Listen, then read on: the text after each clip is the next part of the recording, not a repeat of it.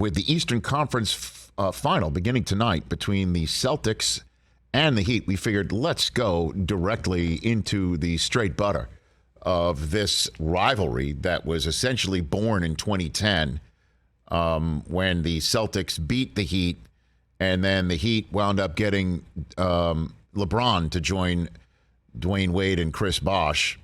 And what a sequence of events that unfolded there. Let's stroll down memory lane right now on the Mercedes-Benz Vans phone line with the Basketball Hall of Famer from the Miami Heat and, of course, others. But joining us here on the Rich Eisen Show once again is Chris Bosh. How are you doing, Chris? Man, I'm doing great. How are you? I'm doing fine. So when you stroll down memory lane between the Heat and the Celtics, you think what, Chris? The closest thing you can get to a bar fight. That's pretty much it, huh? Yeah. That team, we were all tremendous competitors. We all knew the stakes coming into that, and that's what basketball competition is all about. And one of the best things was that we were all in the Eastern Conference. You know, sometimes when you get that kind of flavor of rivalry, sometimes it's only in the finals in the regular season, like, you know, Magic and Bird type stuff. You only get to see it so much. With those guys, we were playing them. We figured we'd see them 8 to 10 times a year. And each time was like the playoffs. You know, we had classic moments, but at the same time, a preseason game would be very, very intense. And, you know, it was just great looking back on it because, you know, playing, you want to play the best and you want to beat the best anytime, you know, you're playing basketball, in my opinion. So it is what brings the best out in you. Did the 2010 loss in the first round to the Celtics lead, do you think, to LeBron coming? Do you think there's a direct correlation, Chris? Oh, yeah, I think so.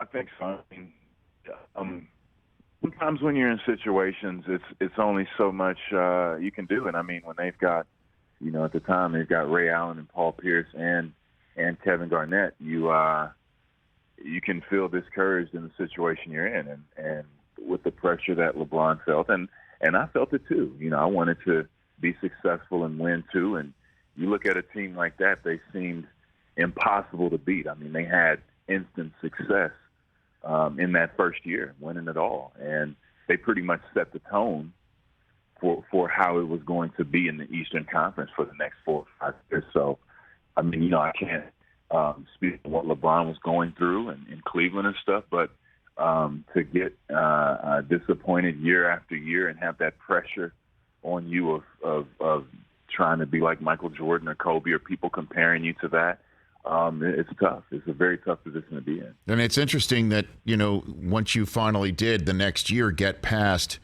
the Celtics in 2011, the Heat wound up and faced the Mavericks in the finals, which is something that could absolutely happen this time around. How did that victory in 2011 propel you guys, even though you lost in the finals, but the next year you saw the Celtics again and then eventually won it all? How much did that win mean for you? Well, we went to 7 games with the Celtics that year. I was hurt. I actually had a groin tear, which I had to come back from. And even in the game we came back from, Paul Pierce hits a shot to go up 4 with, I think it was like 4 or 5 seconds left. We lose that game, and we go down 3-2 going into Boston. The year before that, played them in the playoffs, losing in the finals. Yeah, I mean, that showed us, like, there are levels. You have to stay very steady, and you know, the competition changes. We kind of had a let up just a little bit, and the Mavericks were a great team, and they saw their opportunity and they beat us. They played the great basketball. Yeah, and then 2012, you mentioned you hurt yourself in that Eastern Conference final, and the Celtics won 3 in a row. Game 6, you're in Boston. Walk me through that Eastern Conference Finals moment that led to you winning the last 2 games. LeBron was maybe the best he's ever been, would you say? Yeah, for sure. I think that's one of definitely one of the greatest games performances I've seen in person. But yeah, he anytime you're going into Boston, you're going to be worried, right? We were worried. was a serious situation, but you have to continue to have that faith. You have to believe. And, his doubt never wavered. I know from my perspective, I was just trying to play. I was in so much pain, I didn't know what I'd be able to give to the team. So I'm kind of in my own mind of giving everything I can. And then I just remember probably about midway through the second quarter, I realized, like, man, this guy hasn't missed. I was coming off the bench, and so I was playing the bench minutes and, playing the 5. I'm under the basket a lot. And, crashing the offensive boards. I just stopped crashing because every time I went, you could see the ball going through the net, like, wow. I'm like, man, this guy, has he missed yet? And then, we're in control of the game, and, we go in halftime, and we're feeling good, but we still have that sense of urgency to turn it up because we know no lead is safe in the TD Garden, So we continued to play, and he just continued that stellar play. And it just felt good just to get out of Boston alive. To be honest with you, we had everything riding on that game. It had all come down to that one point because I couldn't imagine a future with that team losing. I mean, I'm sure trades would have happened. Something would have happened to shake things up. But, that just shows how great of a team we were. And you have to believe in those moments. Well, instead, Chris Bosh, a transaction was made by the losing team in that Eastern Conference Finals back in 2012 after the Heat won in 7 games and then went on to win the championship. Ray Allen leaves Boston to go to Miami, and as you know, that left quite a hurt feeling that finally, just until right now, this season, finally got healed between Garnett and Ray Allen. How much of were you part of any of the recruitment of Ray Allen back in that day, Chris Bosh? I mean, when you hear that we have a chance to get Ray Allen, we were all on board. He was coming into free agency.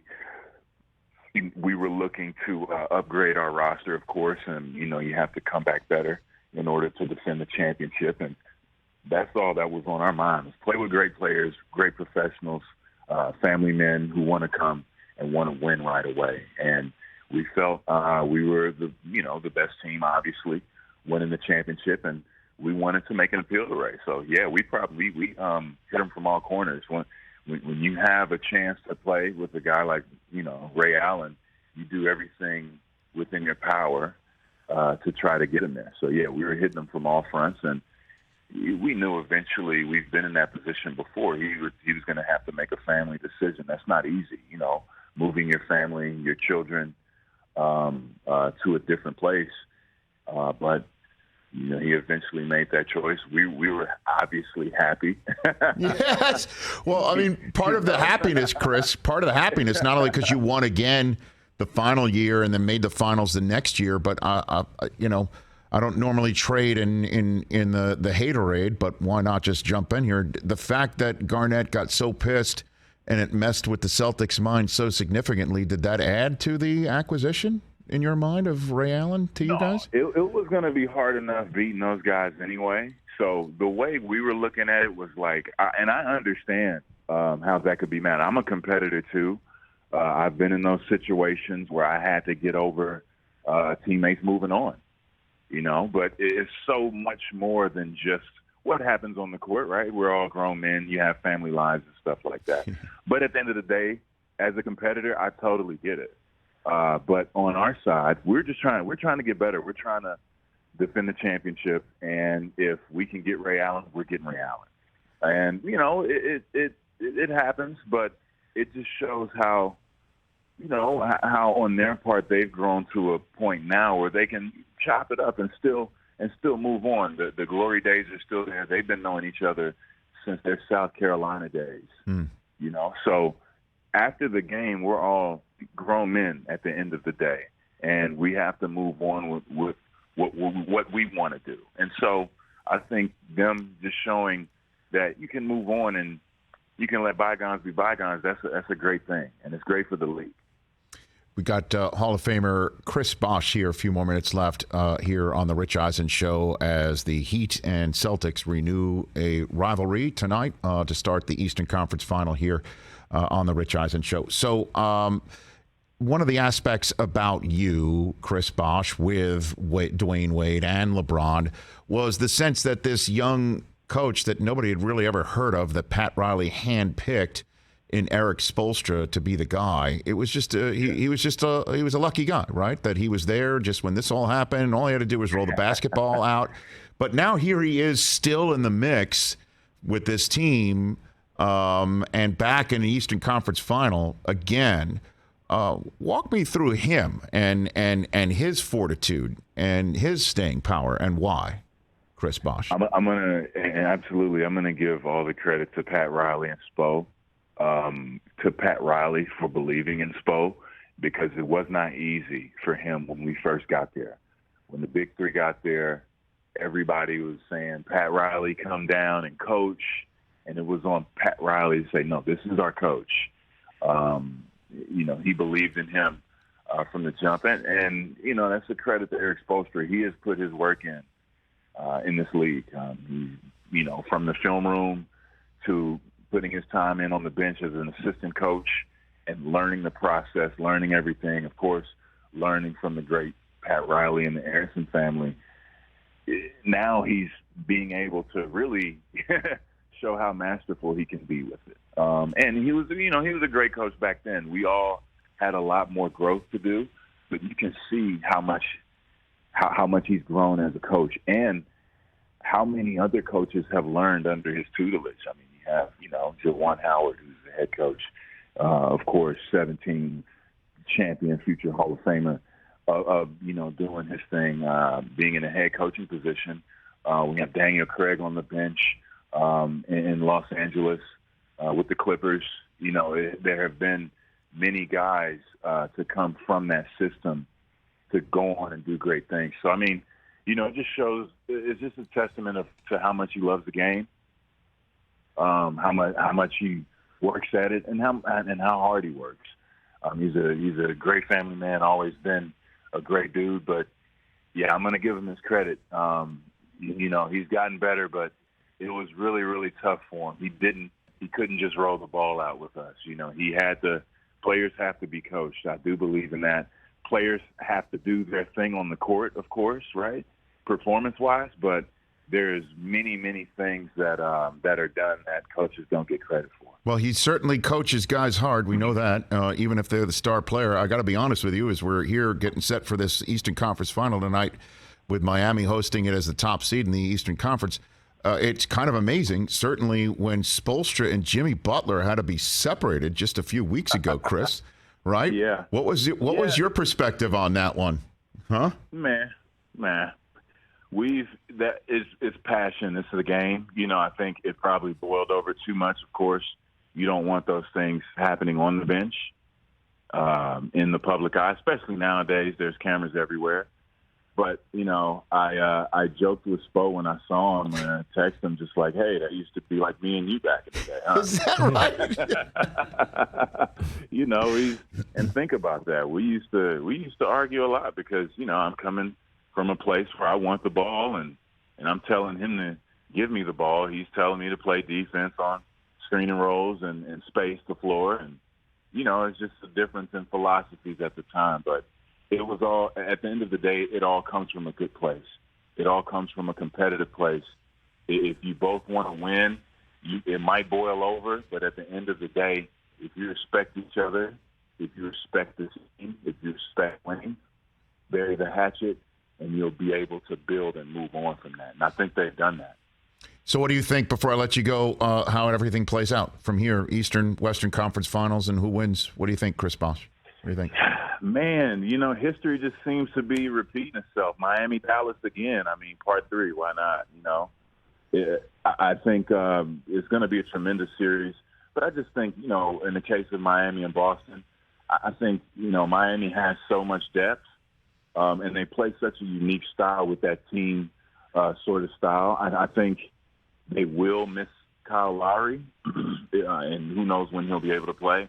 But I still think they can, which, Smart is out for the Celtics, so they're both missing pieces. But I think just the way that Miami can shoot the ball and the way they can penetrate, and get some easy baskets, I look for Bam to have a very productive series with the way he can make plays. And, you know, in the case of the Western Conference, man, you know, Dallas has such a unique style. They did an incredible job in Games 6 and 7 playing Phoenix. I don't think anybody saw that coming. We knew they were pretty good, but I don't think anybody saw them being able to play that. And you know, playing Jason Kidd, I mean, he's always been that kind of a mind in basketball. You know, I mean, he was definitely one of the main reasons why we came up short against them back in 2011. You know, so you know, why not have a Dallas Mavericks and Miami Heat final part 3? Do it again and let those guys duke it out. Yeah, the Mavs definitely surprised. The Mavs definitely surprised a lot of people, but not Patrick Beverley, Chris. Pat was all over that one. Did you hear that one? Yeah. I mean, you know, hindsight is 20/20, right?